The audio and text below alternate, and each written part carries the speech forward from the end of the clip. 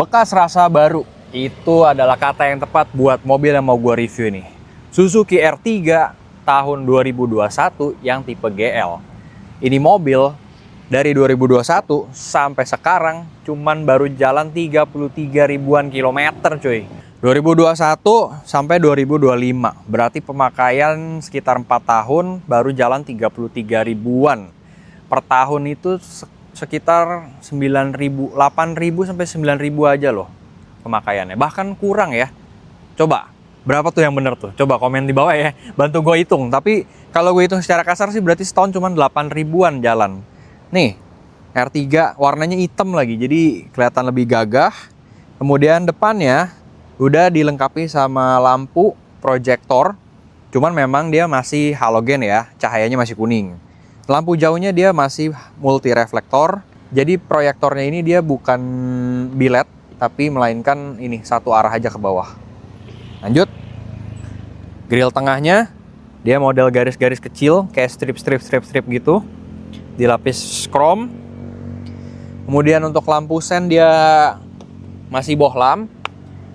Di bawah kita juga sudah dikasih fog lamp. Dan untuk keseluruhan model depannya sih ini cenderung main aman lah kalau gue bilang. Atau bahkan kalau boleh jujur sedikit ke arah perindavan ya, kalau orang sosmed bilang. Perindavan tuh kayak Indiahe banget.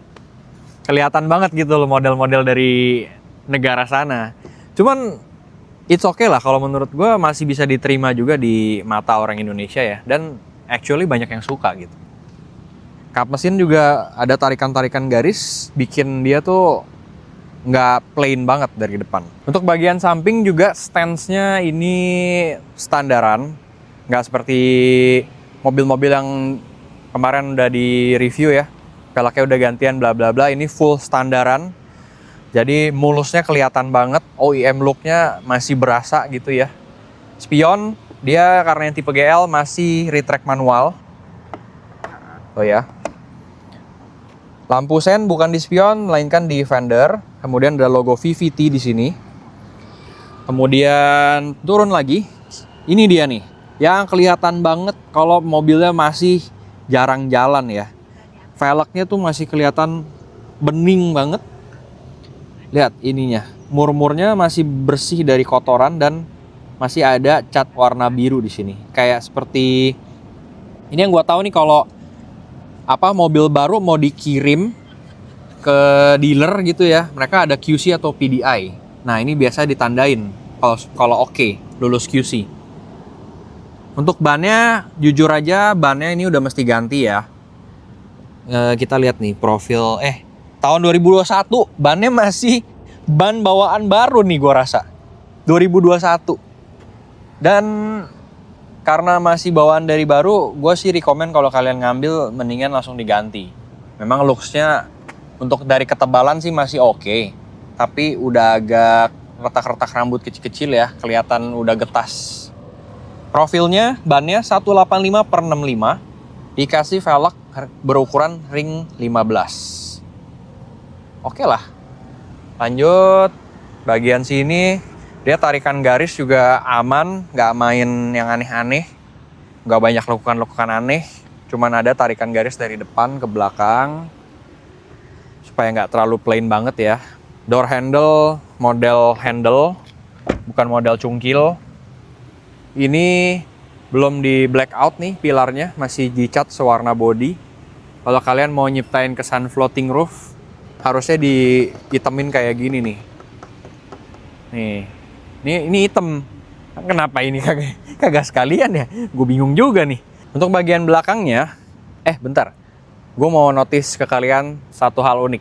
Nih di kaca bagian 3, baris ketiga, dia tuh kacanya nggak diputus di sini, melainkan disambung ke belakang. Jadi looks-nya dari jauh, atapnya tuh siluetnya kayak melayang, floating roof. Ya ini unik aja sih. Udah ada beberapa mobil juga yang menerapkan looks kayak gini ya. Lanjut ya. Sekarang belakang itu untuk varian tipe GL, dia belum ada spoiler. Jadi ini terlihat agak gundul atasnya. Tapi sudah ada third brake stop lamp. Untuk kaca belakang juga belum dilengkapi sama rear defogger, tapi sudah diganti sama wiper belakang.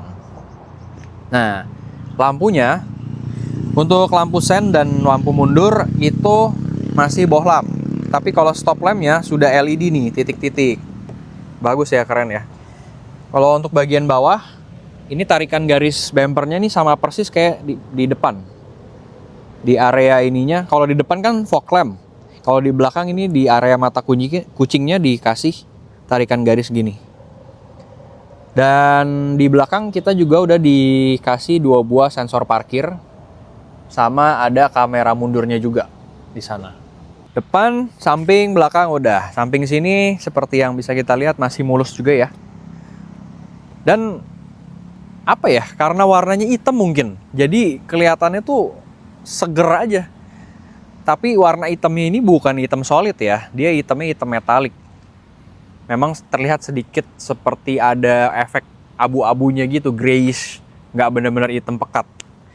Tapi overall dari samping ini aja mulus cuy. Emang bener-bener the real KM 30 ribuan. Dan yang gua notice banget ini ya ini, pelek paling nggak bisa dibohongin. Tuh, ini murmurnya masih ada tanda biru ya, tanda PDI atau tanda QC kalau setahu gua. Terus bannya juga masih sama, keluaran 2021 nih, ban dari baru. Ya overall masih oke banget lah, spakbor mulus. Terus itu shock breaker juga masih bersih. Terus apalagi ya, udah sih. Oh ini nih, kaca film. Nah, kalau buat kalian yang mungkin nggak suka kaca film terlalu gelap, kaca filmnya lumayan terang, jadi aman kalau dipakai di malam hari. Kurang lebih ini ukurannya tuh tingkat kegelapannya 60% yang gua tahu. Depan sekitar 20-40%. Lanjut, kita masuk ke interior ya. Kita bahas interiornya. Karet-karet masih kencang semua nih. Ini sealer juga masih lurus. Untuk door trimnya, dia full dominan warna beige. Bahannya plastik. Di sini dikasih aksen serat-serat gini, kayak mirip-mirip serat kayu gitu, tapi warnanya bukan warna kayu ini. Seperti warna coklat campur silver juga. Door handle-nya, ini pengaturan spion. Udah elektrik kiri kanan. Ini untuk ngunci kaca, ngunci power window ya, supaya nggak dimainin anak-anak. Ini lock unlock-nya. Auto down sama auto up di sisi penumpang power window-nya. Untuk sisi penumpang, ini sisi supir. Untuk sisi penumpang yang lainnya baru power window biasa. Nah, yang automatic cuman sisi driver aja.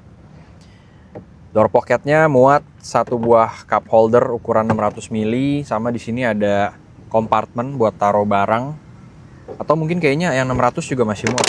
Tuh. Cuman agak banyak aja. Sini ada speaker. Karet-karet juga masih kencang tuh ya. Biasa nih kalau kalian mau ngecek mobil amit-amit bekas tabrakan apa enggak, nih karet-karet pada ditarikin. Tapi ini masih kencang banget tuh. Tuh. Jangan deh, sayang. Oke. Jok masih Orion, jok warna coklat, ada campuran coklat tuanya. Bahannya full kulit. Untuk posisi duduk bener-bener ke arah nyaman, tidak ada rasa sportinya sama sekali karena ini agak tinggi ya posisi duduknya. Terus ini ada thigh supportnya, joknya agak diinin ke depan sedikit nih, dipanjangin ke depan. Tuh. Setir karena ini tipe GL masih yang karet.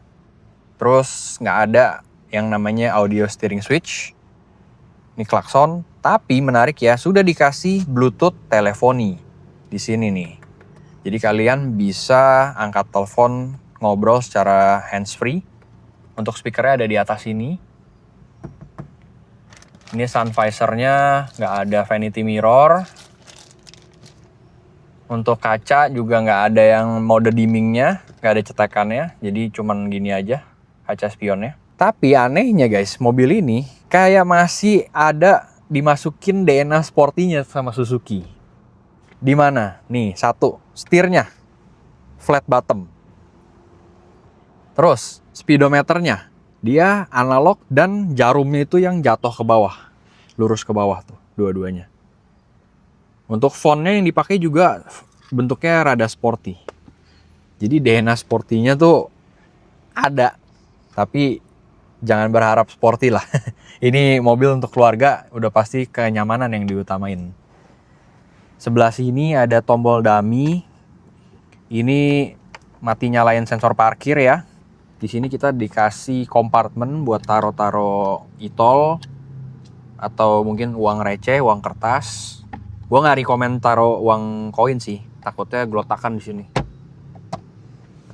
Tuh ya, sampai bawah, cuy. Lihat, karpetnya juga masih mulus, 33.000 doang kilometernya. Pengaturan jok, maju mundur aja. Sama reclining, rebah. Untuk naik turun belum ada height adjuster. Oke. Menurut gue sih posisi duduknya relaxing banget. Oh ya, setirnya tilt aja, belum bisa teleskopik. Kita lihat bagian belakangnya. Door trim sama ya, full beige bahkan, nggak ada aksen sama sekali. Full beige, jadi terlihat agak monoton sih. Cuman ya udahlah, apa yang kalian harapkan dari LMPV gitu. Ini door handle, tombol power window. Ke bawah ini udah ada cup holder satu sama door pocket yang agak pipih. Satu hal yang gue notice, ini door trimnya berasa panjang banget loh. Coba dari agak jauh deh kameramen. Nah tuh, kelihatan nggak? Agak panjang. Nggak tahu menurut gue apa memang agak panjang deh. Kalau dibanding sama yang sekelas itu, ini kelihatan lebih panjang gitu. Terus kita masuk ke dalam. Joknya udah bisa recline sampai rebah segini. Full masih original fabric. Kita masuk dulu ya. Untuk legroom udah nggak usah diragukan. Ini posisi duduk gua masih lega banget. Ini jaminan mutu yang tingginya 180 ke atas juga masih berasa lega pasti ya. Rebahnya juga mantap. Headrest bisa di-adjust. Langsung ngantuk. Ditambah lagi di sini kita dikasih armrest. Dan memang ini ya, kalau mobil itu kalau joknya kain, kalau gue pribadi sih jauh berasa lebih homey kalau kain ya. Memang kalau kulit terlihat lebih mewah sama gampang dibersihin. Tapi kalau kain, feel duduknya kayak di sofa rumah. Jadi lebih homey. Oke lah ini. AC double blower dan ini real double blower ya. Ini real AC, bukan hanya blower aja. Kan ada beberapa mobil yang kasih kisi-kisi, tapi ternyata hanya blower angin. Untuk headrest depan agak tinggi, jadi mungkin kalau kalian duduk di belakang harus agak miring gini ya untuk melihat jalanan. Kemudian untuk jok sini, nah ini posisi paling tegaknya ya. Nggak mungkin ada yang mau duduk begini lah ya. Pasti kurang lebih beginilah. Kurang lebih segini. Legroom lega banget. Terus bisa dimaju mundurin juga. Jok tengahnya, ini paling maju segini. Nah, ini paling majunya, ini paling mundurnya. Oke lah. Oh ya, di sini ada lighter nih buat kalian ini bikin colokan nih charger handphone. Waduh, bentar mundurin dulu. Oh iya, ini gue majuin dulu ya. Gue majuin, ini gue mundurin. Nanti kita lihat legroom di belakang gimana. Kalau yang satu rebah normal. Sekarang kita lihat duduk di baris ketiga, yang biasanya disebut kursi anak tiri.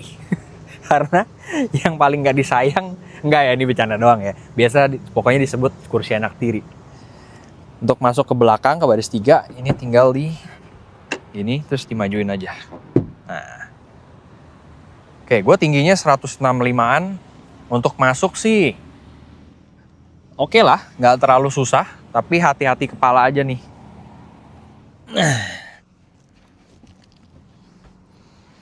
Sekarang gua ini dulu ya, kita setting dulu.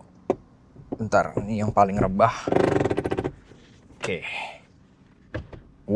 Masih banyak bos ruang kakinya. Kelihatan nggak dari situ? Sini deh. Langsung gua kasih unjuk nih guys. Tuh, ruang kakinya masih segini. Tapi itu kursi yang tengahnya memang masih belum dimundurin ya. Coba Jo, mundurin Jo. Kalau dimundurin, wah, ternyata nggak bisa guys. Kalau dimundurin mandek langsung. Gua aja yang 165 nggak ini. Bisa nggak? Oke, nah jadi kalau mau duduk dengan nyaman, ya ini yang kursi baris tengah harus dimajuin. Bagi-bagi ruang lah gitu. Lanjut. Kameramen. Nah ini terus menariknya lagi. Baris ketiga pun kita bisa recline. Headrest adjustable. Dikasih cup holder di sisi kiri sama kanan. Oke lah. Menurut gue sih oke banget. Gue orang dewasa ya masuknya ya, walaupun kecil badannya. Tapi gue merasa duduk di baris ketiga ini oke, acceptable lah. Dikasih ada door handle di sini, kiri kanan juga, nggak ada anak tiri kiri kanan ya. Dan ya, sekarang kalau ini nih, ini posisi duduk yang normal, nggak terlalu rebah. Nah ini coba kita rebahin sama. Tuh, beda jauh ya.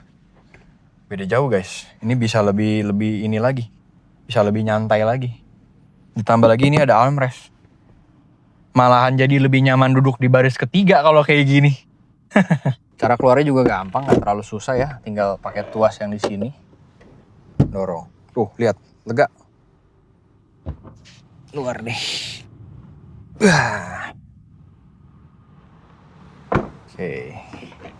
Kita lihat bagasinya yuk.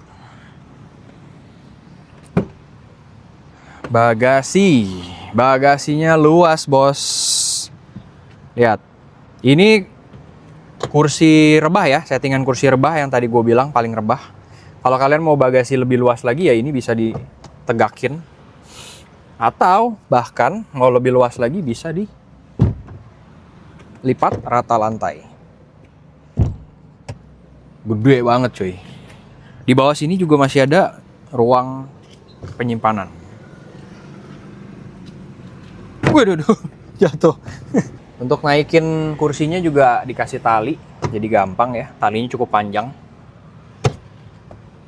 Di sini kita dikasih kompartemen untuk taruh-taruh barang, ada dongkrak, ada kanebo, ada ini kunci-kuncian.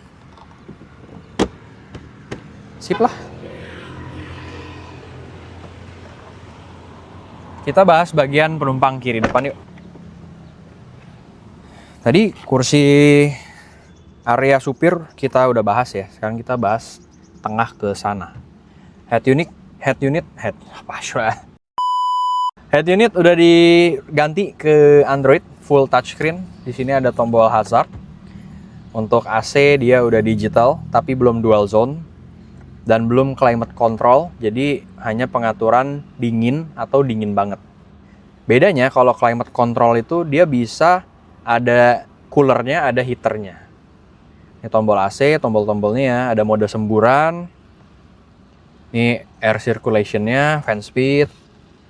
Terus untuk kompartemen juga banyak. Di sini bisa taruh kertas-kertas. Ini ada lighter buat colokan charger handphone. Head unitnya juga sudah support USB dan auxiliary. Ada 2 buah cup holder, kita tes ya. Oke, ukuran 600 mili masuk nih. Di sini gear shifternya, dia model linear.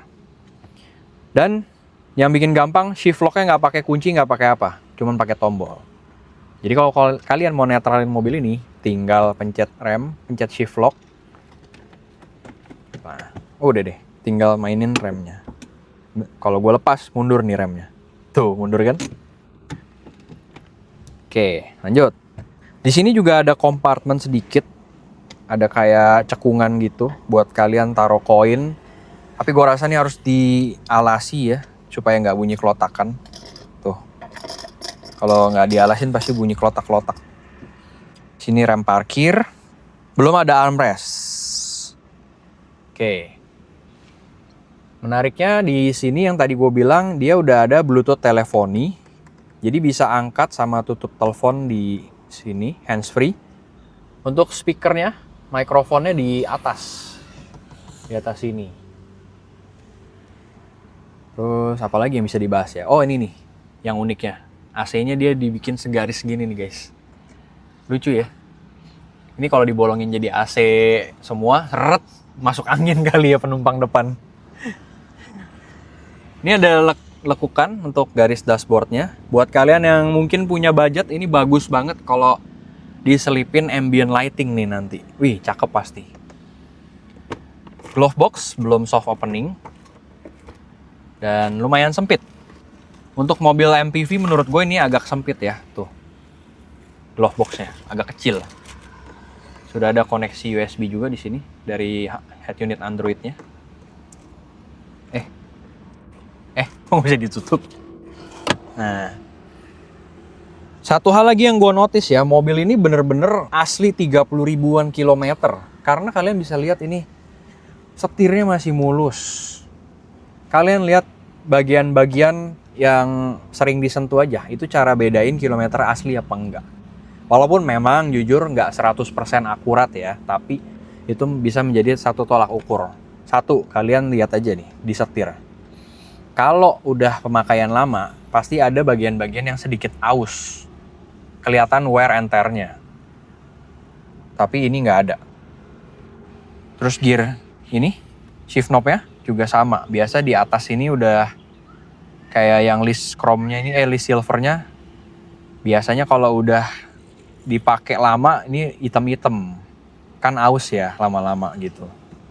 Kalian lihat aja, cukup lihat aja benda-benda yang terpegang sama tangan. Setir, gear, shift knob, terus area ini, armrest juga nih. Pasti kelihatan kok kalau yang bukan asli 30 ribuan. Dan lihat panel-panelnya, terutama joknya juga tuh. Sama, kalau kita lihat ke atas, kalian juga bisa notice, lihat plafonnya masih rapi, nggak buluan. Untuk mesin, mobil ini sudah memakai mesin 1500 cc, 4 silinder, dengan tenaga 104-105 horsepower, torsinya sekitar 108 Nm. Kode mesinnya K15B, 4 silinder. Mesinnya dan untuk mesin juga kering ya. Jadi nggak ada rembesan oli sama sekali. Ini kita bisa lihat di dipstick olinya masih ada coretan QC ya, kalau kita bilang. Terus di sini juga masih ada. Oh ya, ini mesinnya juga dilengkapi teknologi VVT, variable valve timing. Jadi udah pasti keiritan bahan bakarnya nggak usah diragukan lagi. Selain dipstick oli mesin, menariknya mobil ini juga udah dikasih dipstick oli matic nih. Di sini ada. Jadi kalau kalian mau ngecek kondisi oli matic udah keruh apa enggak, bisa ngecek dari sini. Beberapa mobil ada yang nggak ada, jadi agak repot kalau mau ngecek kondisi oli matic. Sekarang kita test drive. Ini satu hal lagi yang gue notice, kuncinya aja masih kayak baru guys. Lihat deh. Bersih banget gitu loh. Kalian bisa bedain lah barang yang jarang udah banyak wear and tear sama barang yang masih kinyis-kinyis, pasti berasa lah bedanya. Kita starter dulu. Starter juga langsung greng ya. Nggak pakai delay. Seat belt, AC. Oke, saatnya kita tes R3 GL tahun 2021, transmisinya matic. Hal pertama yang gue notice adalah setirnya. Setirnya nggak terlalu enteng nih. Gue review mobil biarpun jualan, tapi kita apa adanya aja ya. Kalau setir yang kemarin-kemarin kita tes itu enteng. Nah ini agak sedikit lebih berat nih. Tuh. Ada dua kemungkinan. Ada kemungkinan pertama itu mungkin karena memang karakternya yang agak berat, atau kedua karena bannya yang udah getas, sudah agak lama, kan 2021 ya. Jadi kalau mungkin kalian mau lebih nyaman, bisa kalian ganti ke langsung ban baru. Tuh. Terus kemudian kedua, dari ban yang udah 2021 itu juga rolling resistance-nya lumayan berasa, lumayan kedengeran. Walaupun peredaman mobil ini bagus banget ya. Tuh, dibanding LMPV lain, saingannya menurut gue ini peredamannya paling bagus loh. Suara motor, suara mobil di depan sayup-sayup doang. Bantingan ngayunannya lembut, reboundnya pas. Nih kalau lewatin ini, wah iya bener, pas banget. Jadi kalau expander tuh yang gue pakai, dia lembut, empuk. Tapi kalau kena posisi tidur, dia kayak over rebound, suka tuh, gitu, kayak mantul-mantul. Kalau ini tadi set karakternya. Tapi ya downside-nya tuh, kalau kena sambungan jalan lebih berasa ya. Semua ada plus sama ada minus lah. Tapi menurut gue ini mobil paling enak di kelasnya. Peredaman juga bagus banget nih. Tuh, lewatin polisi tidur, lewatin paving block gini nggak berasa gemuruh, nggak kedengaran gemuruhnya. Terus karena odometer 33 ribuan, kaki-kaki juga masih senyap banget. Oh, nggak ada bunyi sama sekali. Senyap. Gue berani jamin dah asli ini. Posisi duduk relaxing, enjoyable. Buat jalan jauh sih no complain nih. Ya jangan harap sporty feeling lah. Memang setirnya flat bottom ya. Speedometer juga sporty banget, tapi itu cuman kayak kosmetik doang lah. DNA-nya bener-bener DNA relaxing ini mobil. Untuk respon mesinnya juga lembut, nggak meledak-meledak. Kan ada tuh mobil yang respon mesinnya meledak-meledak di awal. Kayak kemarin terakhir kita review Brio ya, yang Brio kuning ya. Yang kameramen nih adik gue juga berasa kalau tarikan awal tuh meledak-meledak gitu, nguk gitu. Nah ini lembut ya, berasa. Beda jauh. Ini jadi penumpang aja kerasa nyaman. Iya, kerasa bedanya. Surprise banget loh gue, terkejut aku tuh. Karena jujur aja baru ini pertama kali gue nyetir jajaran Suzuki. Dari kemarin kan Suzuki terus tuh, Karimun, Ignis, terus R3. Dan kaget sih gue. Jujur, selama ini hampir nggak pernah nyetir Suzuki. Hampir nggak pernah punya juga mobil Suzuki. Dan wow, oke. Mungkin ini buat yang keluar kota gitu ya. Kayak misalnya mau ke Puncak, Bandung gitu. Yang penumpang tidur di sini juga nyaman. Iya. Yang bawah juga kayaknya ini nggak terlalu. Nggak ke pressure banget untuk nggak, maksudnya untuk berusaha nyetir nyaman tuh nggak terlalu kepaksa banget karena udah effortless ini nyamannya. Nggak ngap. Tuh. Lewatin paving block deh paling berasa. Jadi dia stiff, bantingannya stiffnya berasa ya, tapi nggak sampai yang nggak nyaman gitu. Jatuhnya lebih ke getar kecil, bukan kayak kemarin goyang-goyang banget. Apa dikit kayak goyang, kalau ini enggak. Nah ini kayak rigid. Nah rigid betul. Terus untuk fitur-fitur basic juga udah ada, walaupun ini tipe GL ya, seperti triple turn signal kayak gini juga ada. Untuk konsumsi BBM sih by MID ini 1:11, yang mana cukup normal lah ya untuk mobil matic dan pemakaian dalam kota. Untuk transmisi maticnya juga dia perpindahannya halus ya. Padahal setahu gue ini pakainya masih torque converter ya, masih matic konvensional, bukan CVT. Tapi perpindahannya halus. Surprise gue. Surprise banget. Overall mobil ini all rounder banget. Berkat stiffness-nya tadi, jadi mobil itu masih berasa ada rasa napaknya gitu. Berasa nggak, Jo? Kalau Expander tuh empuk, tapi gara-gara terlalu empuk, jadi dia kayak agak melayang gitu nggak sih?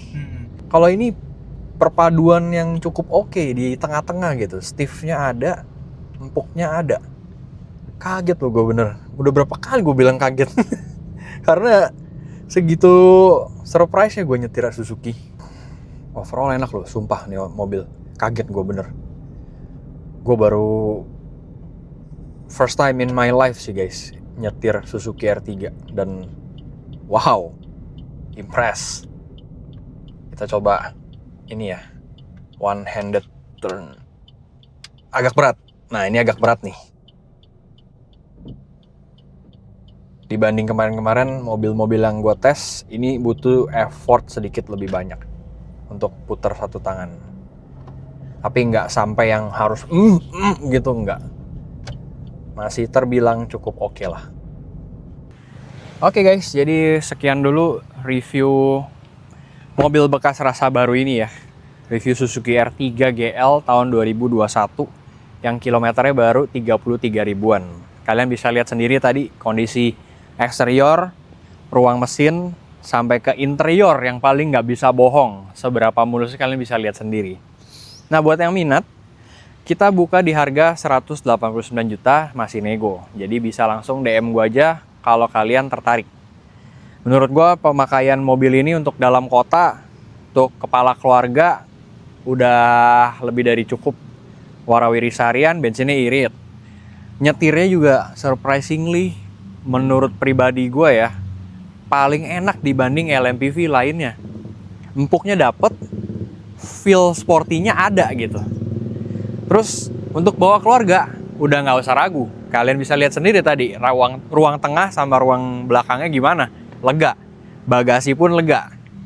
Dipakai buat kerja pun masih bisa, karena ini tahun 2021. Buat kalian daftarin taksi online masih aman banget. Dan terakhir, pajaknya juga masih nyala sampai bulan 6 tahun 2026. Gimana tuh? Menarik kan? Bener-bener semua all in one dalam satu paket. Yaudah, sekian dulu video reviewnya ya.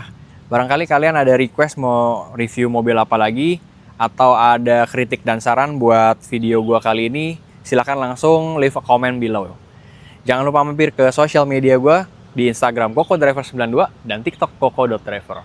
Thank you for watching. See you in the next video. Bye.